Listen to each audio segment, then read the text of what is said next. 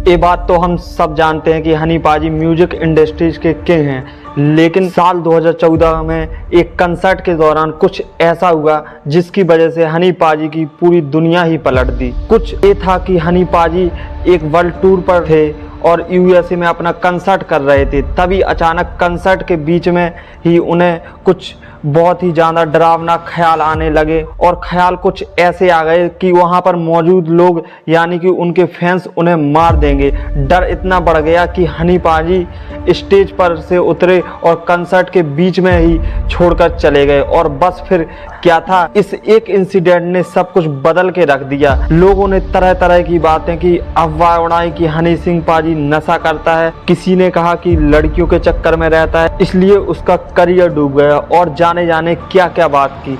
लेकिन असलियत तो कुछ और ही थी, यानी कि हनी पाजी बहुत बड़ी बीमारी की चपेट में आ गए थे जिसका नाम है बाइपोलर डिसऑर्डर। इस वीडियो में हम जानेंगे कि बाइपोलर डिसऑर्डर ने हनी सिंह की ज़िंदगी कैसे ख़राब की, और ये भी जानेंगे कि बाइपोलर डिसीज है क्या और इसका इलाज असंभव क्यों है। तो हम शुरू करते हैं स्टार्टिंग से। 15 मार्च 1983 को दिल्ली के कर्णपुरा में सरदार सरबजीत सिंह और भूपेंद्र कौर के घर हृदय सिंह यानी कि हनी सिंह का जन्म हुआ। हनी सिंह को म्यूजिक में बचपन से ही काफ़ी इंटरेस्ट था। इनफैक्ट लगभग 10 साल की उम्र में वो अपने स्कूल प्रेयर में तबला बजाने लगे थे, लेकिन कुछ ही समय में हनी पाजी को अपने स्कूल यानी कि सिख गुरु नानक पब्लिक स्कूल में तबला बजाने से रोक दिया जाता है क्योंकि उन्होंने अपने केस कटवा लिए थे।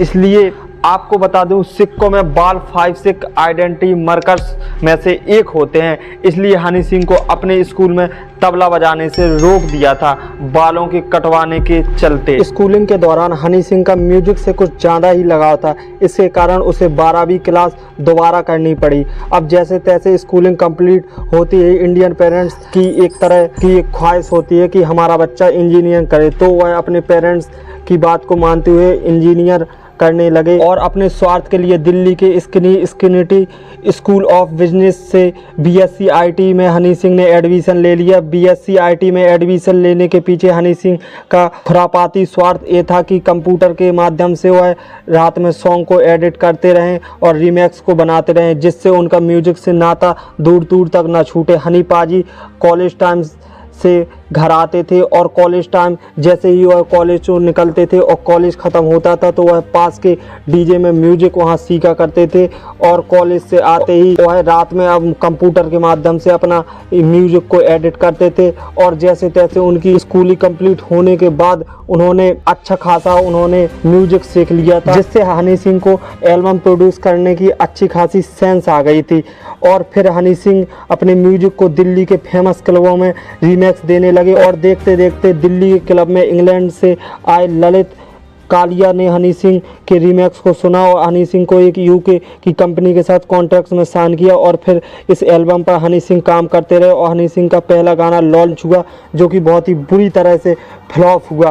तो उन्होंने मुझे साइन किया, 1 साल मैंने एल्बम पे काम किया, रीमिक्स किया मैंने। हाँ जी, हैं पूरी एल्बम सुपर फ्लॉप हो गई, जिससे हनी सिंह ने एक माइंडसेट बनाया था कि जब तक उनके पिताजी घर में रहेंगे तब तक वह अपने घर में नहीं रहता था और कहीं दोस्तों के यहाँ पे रहता था, और जहाँ से पिताजी उसके घर से बाहर होते थे और वह घर तो हनी सिंह घर पर चला जाता था और फिर अपने म्यूजिक में लग जाता था। फिर क्या था, हनी सिंह ने डेडिकेशन और लक के साथ 2005 में अपना पहला सुपरहिट सॉन्ग खड़गे गिलास दिया, और हनी सिंह को इसके लिए अवार्ड तो दिया गया, लेकिन उनकी फाइनेंशियल कंडीशन वैसी की वैसी ही रही।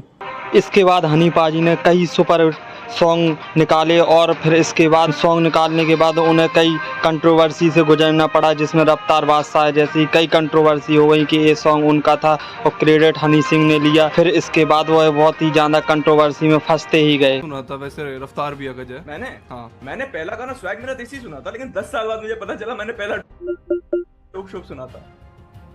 क्योंकि एना वीना डोप शो मारा करो, बिकनी में लड़की यॉट पे नाच रही है और मैं उसमें बोल रहा हूँ चक्को चक्को चक्को, कोई फ्रेश नहीं हो मिल रहा। मैंने जब डोप शो अपना मारा करो इंटरनेशनल विलेजर अपनी एल्बम लॉन्च करी तो तब पंजाब में मेरे पुतले साड़े गए। इन सभी को देखकर हनी पाजी बहुत ज्यादा मेहनत करने लगे और दिन रात जागने लगे और इससे वह बहुत ज्यादा नशा करने लगा। मैं थोड़ा सा माल फूक लेता था, उससे बड़ा खराब हुआ। अल्कोहलिक था, बहुत गंदा। 1.5-2 बोतल शराब पीता था रोज की। नशे मतलब वीड या बहुत ज़्यादा करता था। फिर इसके बाद यूके में जो कंसर्ट हो रहा था, उस कंसर्ट के दौरान हनी सिंह को ऐसा फील हुआ कि उनके जो देखने वाले या फैंस आए हैं उन्हीं के ऊपर आक्रमण करने वाले हैं। तो हनी सिंह 20 कंसर्ट में ही वहां से भाग गए। भागते हुए वहां से रूम में गए और उन्हें इतनी ज़्यादा एंजाइटी होने लगी कि वो सब लोग मार देंगे। ये एंजाइटी इतनी ज़्यादा बढ़ने लगी कि ये दिनों पर दिन बढ़ती गई। फिर इन्होंने डॉक्टर को दिखाया, कई डॉक्टर बदले गए, एक में एक डॉक्टर को दिखाया लेकिन कोई भी रिजल्ट नहीं आया। समय ऐसा आ गया था कि डॉक्टर बोल रहे थे अब हनी सिंह को बचाना इम्पॉसिबल सा हो गया है। फिर लास्ट में दिल्ली के एक डॉक्टर ने बताया कि हनी सिंह बहुत ही बड़ी बीमारी की चपेट में आ गए हैं, जिसको हम आप लोग डिस्पोलर डिसीज के नाम से जानते हैं। अब ये डिस्पोलर डिसीज होता क्या है, तो हम आपको समझाते हैं कि डिस्पोलर डिसीज होता क्या है। इसको अपन लोग समझते हैं फॉर दिस एग्जाम्पल की तरीके से, ये दिमाग को दही कर देने वाली बीमारी है। इसका ये बीमारी सेरोटोनिन के कारण होती है, जो कि अपने न्यूरोट्रांसमीटर होते हैं वो आपस में फ्यूज रहते हैं और उनमें कुछ डिसबैलेंस आ जाता है, तो इस वजह से हो जाती है। तो इसकी 2 चीज़ें होती हैं, कभी इंसान इतना खुश रहता है कि वह खुशी के मारे पूरी एक्टिविटी करता है और वह एक्टिविटी बहुत ही ज़्यादा बढ़ जाती है, मतलब वो हानिकारक में बदल जाती है कि वह हंस रहा है तो हंसी रहा है और कुछ मूवमेंट बाद यानी कि कुछ महीनों बाद वह बिल्कुल इसके विपरीत हो जाएगी, यानी कि इंसान रो रहा है तो रोएगा, यानी कि डिप्रेशन में चला जाता है। तो इंसान को बहुत ज़्यादा एंजाइटी होने लगती है, वो अपने रूम की चीज़ों को फेंकता है, कभी कभी तो ऐसा होता है कि वह अपने आप को मारने की भी कोशिश करता है। अब इस बीमारी को ठीक करने में हनी सिंह को कम से कम 2 से 3 से 4 साल लगे और हनी सिंह नॉर्मल हो गए, यानी कि इस बीमारी में नॉर्मल हो भी सकते हैं और नहीं भी हो सकते हैं। तो हनी सिंह फिर 3-4 साल बाद लगातार डॉक्टर की परामर्श लेने के बाद वह हनी सिंह अब नॉर्मल हो गए। बाइपोलर डिसीज होने से पहले हनी सिंह ने कई क्लासिक गाना निकाले थे, कई सुपरहिट सॉन्ग निकाले थे और फिर उनकी फ़ैन फॉलोइंग इतनी ज़्यादा बढ़ चुकी थी कि कोई बता ही नहीं सकता, उनकी फ़ैन की डिमांड बढ़ती ही जा रही थी। अब फिलहाल में हनी सिंह बिल्कुल नॉर्मल ज़िंदगी में जी रहे हैं। यदि वीडियो पसंद आया हो तो वीडियो को लाइक एंड सब्सक्राइब करें और शेयर करें और दबा के घंटा बटन को भूलना मत और दबा के बजाओ उसे, और ज़्यादा से ज़्यादा कमेंट करके मुझे बताएं कि अगला वीडियो आपको किसके ऊपर चाहिए। वीडियो को ज़्यादा से ज़्यादा शेयर करें। जय श्री राम।